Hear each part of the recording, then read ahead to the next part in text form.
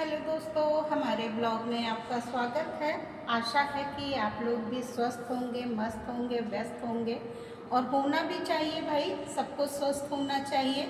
तो आज का मेरा ब्लॉग है सावन स्पेशल, क्योंकि भाई सावन आने वाला है। 14 तारीख से सावन शुरू हो जाएगा। तो कोशिश करिएगा आप सब लोग कि सोमवार को भगवान शंकर को जल चढ़ाने के लिए मंदिर में ज़रूर जाइएगा। अगर किसी कारणवश मंदिर नहीं जा सकते या आपके घर से दूर है तो आप घर में क्या करिएगा कि साफ मिट्टी लेके एक शिवलिंग का आकार दे दीजिएगा और फिर उस पर सुबह नहा के जल अर्पित कर दीजिएगा। जल में अक्षत है, हल्दी है, दूध है, मीठा है, शहद है, गंगा जल है, दही है, जो भी आपके पास उपलब्ध हो श्रद्धा से आप जल अर्पित करिए। और सबसे अच्छा अगर आपको बेलपत्र मिल जाए, क्योंकि भोले बाबा को तो भाई बेलपत्र, भांग, धतूरा ये सब तो बहुत ही प्रिय है।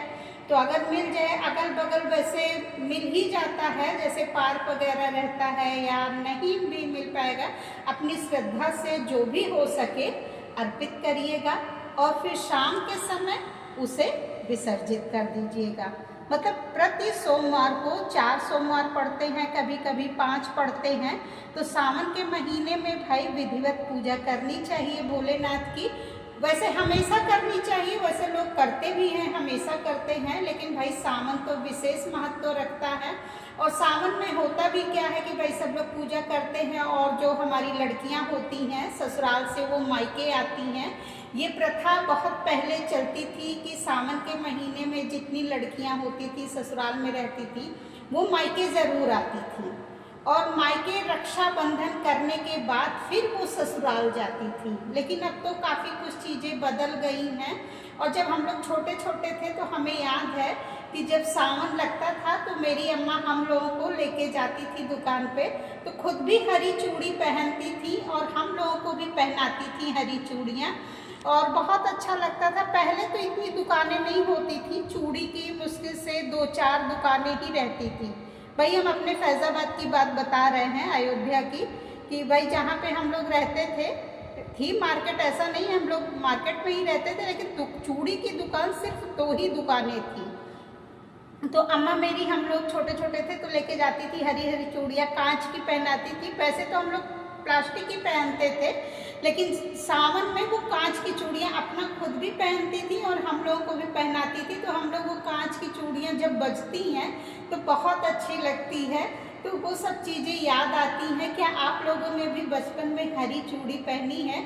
अगर पहनी है तो प्लीज़ कमेंट बॉक्स में ज़रूर बताइएगा कि आप लोगों ने हरी चूड़ियाँ पहनी हुई हैं। और भाई हर त्यौहार हो, कोई भी त्यौहार हो, उसको बहुत अच्छे से मनाना चाहिए, क्योंकि जीवन एक बार ही मनुष्य को मिला है।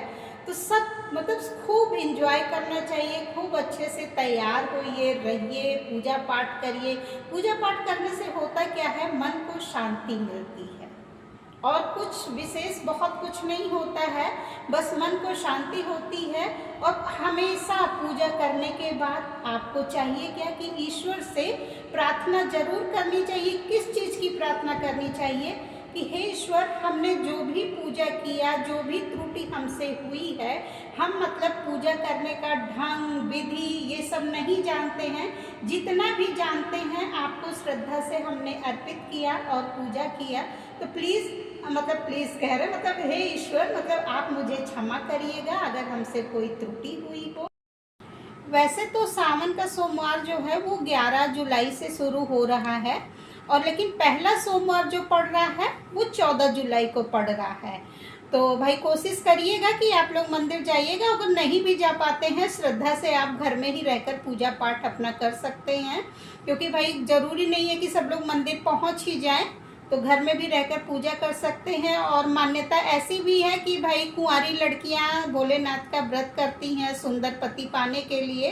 अब पता नहीं क्या सही है क्या गलत है, लेकिन ऐसी धारणा है कि कुंवारी लड़कियां ज़्यादा, वैसे सभी औरतें सुहागिनें भी रहती हैं व्रत, लेकिन अधिकतर लड़कियां भी इस व्रत को रखती हैं। तो ऐसी धारणा इस व्रत के लिए है कि सुंदर पति मिलता है तो कोशिश करिएगा आप सब लोग भी खूब एंजॉय करिएगा सावन के सोमवार को, और खूब अच्छे अच्छे मतलब पकवान बनाइएगा, खाइएगा। वैसे तो लोग व्रत भी रहते हैं, सोमवार को काफ़ी लोग व्रत रहते हैं, और इसमें क्या होता है कि नमक नहीं खाया जाता है। बहुत से लोग, कुछ लोग तो निराजल व्रत रहते हैं, कुछ भी नहीं खाते हैं, कुछ लोग फलाहार के साथ रहते हैं, कुछ लोग बगैर नमक के साथ रहते हैं। तो सबकी भाई जितनी शरीर की क्षमता होती है तो आदमी उस हिसाब से अपना व्रत का पालन करता है।